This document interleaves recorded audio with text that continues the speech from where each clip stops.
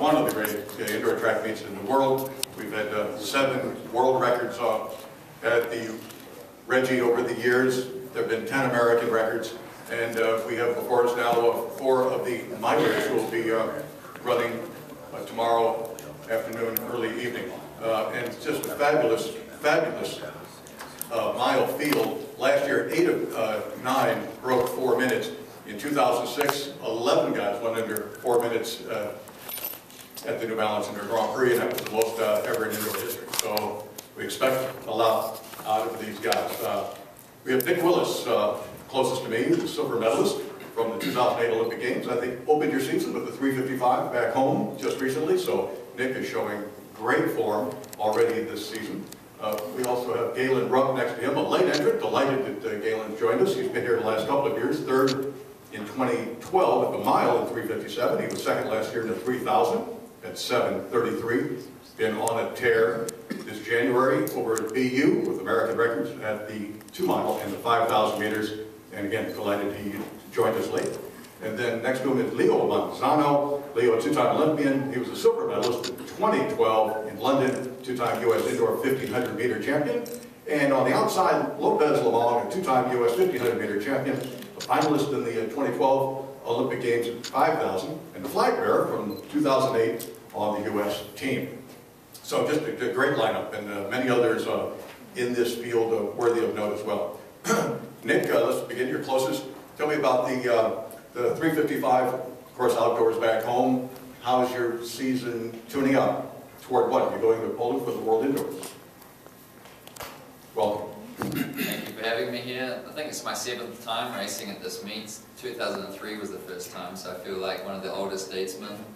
But no, the year's been going really well. We had a really enjoyable time back in New Zealand, showing off the grandkid to all the family back home. But had some nice weather and a couple of good races at the end there with a 3:55 and a 1:5800. So just to show that the endurance is obviously a little bit better than the speed at that stage. But Poland at the World Champs is the main goal, and things seem to be tracking towards trying to get on the podium or as high as possible there. So that's what Ronnie and I are shooting for, and this is a great opportunity to race on a familiar track. I haven't been indoors for a few years now, and I've won this race twice before, so I'll be trying to get my 3rd one. Galen, next up, boy, what a kind of close the door on your season. It's already been a big success. Congratulations on those records. But a late entrant. You were going to run at Boston University tomorrow. Instead, you changed your plan, and you're running here at the Reggie, and we're delighted, of course, to have you. How was that decision made?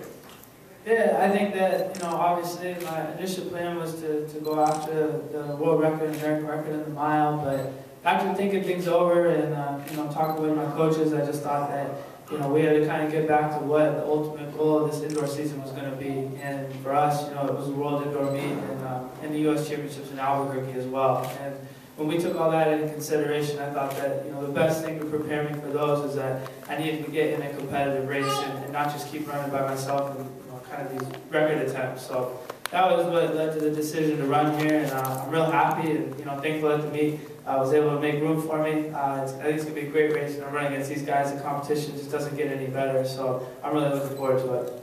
Beautiful. Leo, a lot of times in our sport, you see, except with the World Championships, the Olympic Games, it's hard to get everyone on the same page at the same place. Where are you? So here's Nick, who's already run 3:55, and Galen, seemingly sharp as a tack. Where are you as you come into the Reggie tomorrow? Well, first of all, thank you for having me here. It's an honor and pleasure to be here with you guys. So I've been in Mexico for about a month doing altitude training, and just last week I had a time trial in 220.9.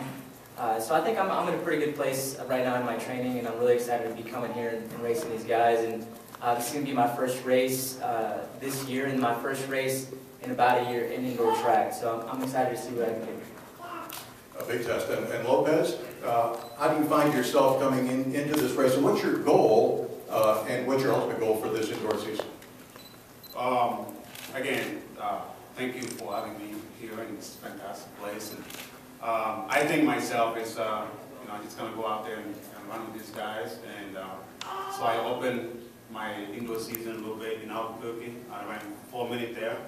and so like about 10 days ago. So I think I'm in a pretty good position right now to go out there and be competitive. Again, it's a great field. It's going to be good times, and it's going to go out there and put myself in a great position to run a mile. So consider myself around the 5,000 meter right now. I'm not too sure to run, you know, but I would like to go on, get a good one and then before the USA Championship and onto the World Championship. So Let me open it up to the floor. Questions from the floor. David? Hey, Galen, how are you?